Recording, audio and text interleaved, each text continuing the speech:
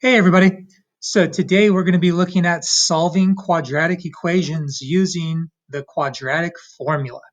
All right. So go ahead, take a second and copy this title. Get the quadratic formula. That's what this thing is right here. By the way, this is just showing you what standard form looks like because that's what we'll plug in here. So go ahead and get this stuff and then I will get into it. Okay, so on this lesson, basically this is kind of the cleanest, clearest way of solving a quadratic equation. The nice thing about this quadratic formula is it's already solved for x. Okay, so we're not actually doing any solving like we did when we were using, some other methods that we've done recently.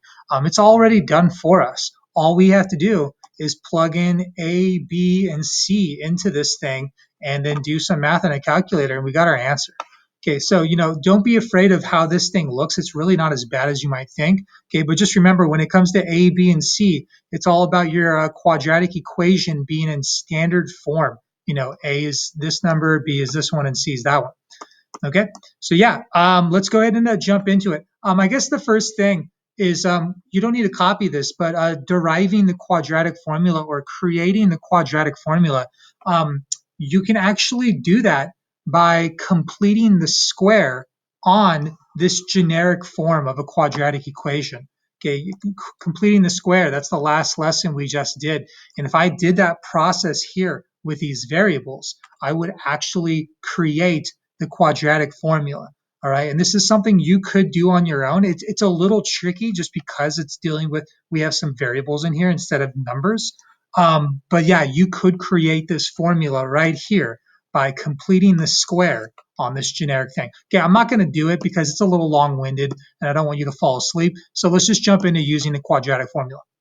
Okay, so go ahead, copy this, solve the equation, and we'll do it together. Okay, so first thing I do, make sure that your equation is in standard form. It is. Okay, the first thing I like to do after that is identify my A, B, and C value. Okay, A is the value in front of your variable squared, so it looks like A is going to be a 1. B is the value in front of just the variable here, which is a 3, and then your C value is this constant, positive 1. Okay, so those are the numbers I'm plugging into the quadratic formula. All right, so let's go ahead and do it. Before we plug it in, let's write it out just so we can kind of visually see what's going on here. So just a reminder, x equals negative b plus or minus, I'll write it out here. So negative b plus or minus the square root of b squared minus 4 times a times c all over 2a. Okay, so let's go ahead and plug these numbers in as we go along. So we got negative b, our b value is a 3, plus or minus the square root of b squared. So we got, again, b is 3, so 3 squared, minus 4. By the way, that minus 4, it's part of the formula. That will always be there. Times our a value, which is a positive 1, times our c value, which is also a positive 1, all over 2 times our a value, which again is a positive 1. Okay, so there it is. Just plug numbers in, nothing crazy yet. From here, I'm going to start just kind of simplifying. Okay, so and what I mean by that is I'm going to do just kind of some of the math underneath the radical sign here, and I'm going to multiply some of this stuff together. So we get a negative 3 in front, plus or minus square root. Underneath here, when you simplify, here's what the order you want to do things. You want to first, square, you do your exponents, and then do this multiplication where you multiply these three numbers together. All right, so 3 squared is 9.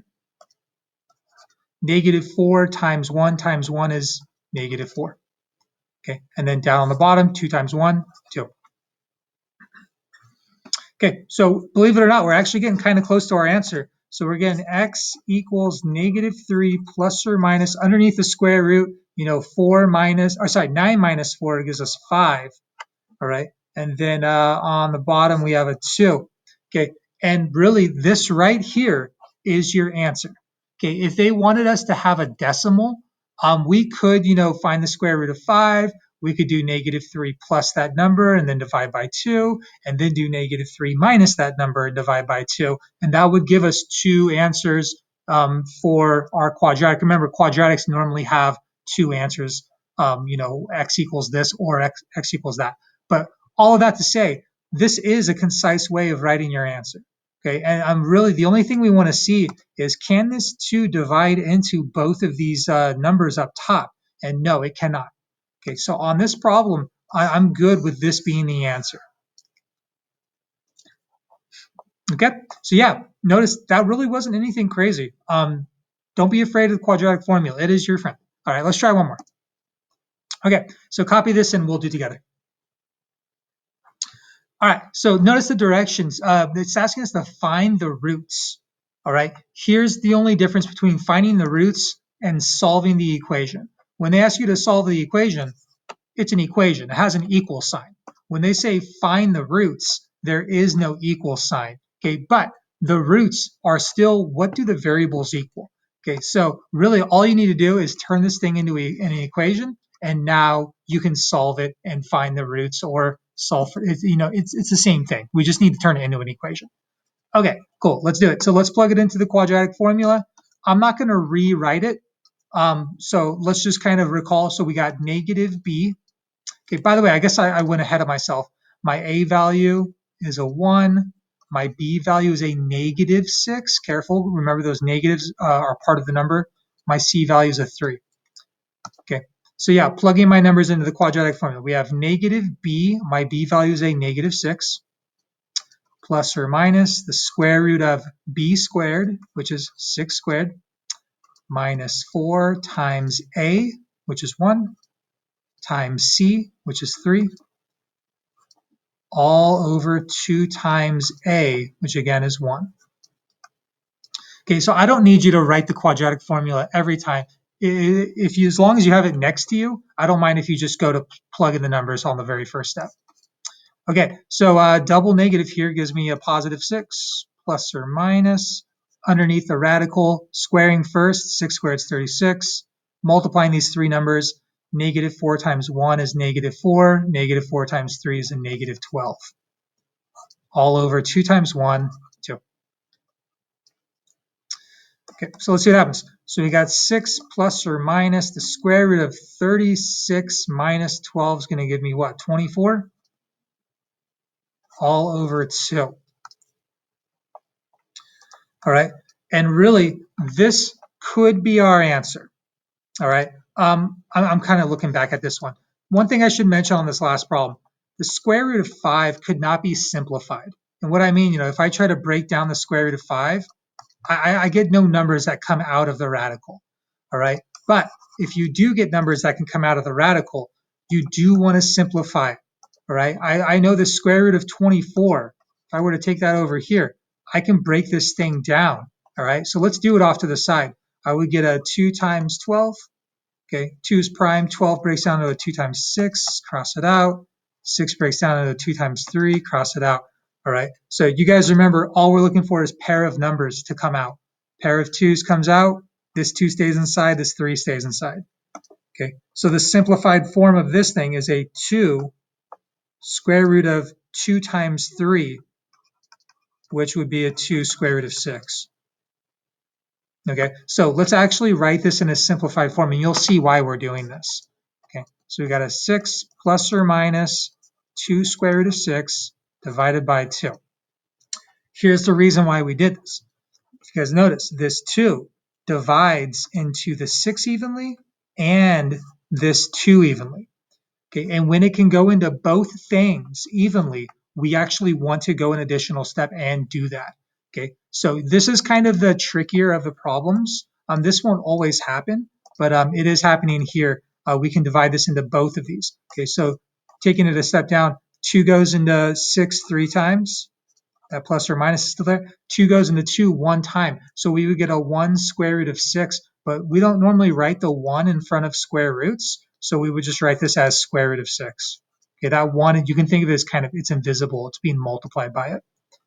Okay, and that is the cleanest way of writing our answer on this problem. Okay, so just be careful. Look to see if those radicals can be simplified, once you get to this point in the problem. Okay, so I'm going to have you guys try out this one on your own, and then we'll be done here. So go ahead, give it a try. All right, so first thing, let's just identify A is a negative 1, B is a positive 1, C is 14. All right, so let's see, we got x equals negative b is 1, plus or minus the square root of b squared minus 4 times a, negative 1, times c, 14, all over 2 times a, again, negative 1. Okay, so let's simplify this thing. We got negative 1 plus or minus under here. 1 squared is 1.